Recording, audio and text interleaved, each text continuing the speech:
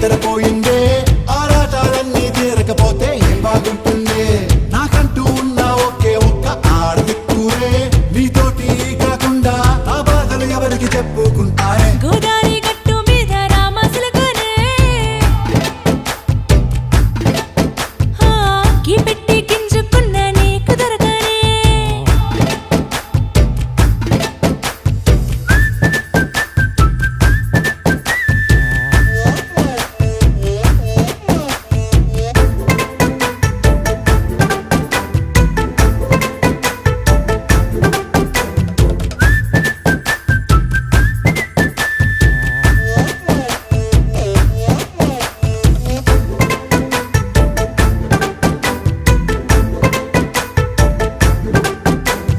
విస్తరి ముందేసి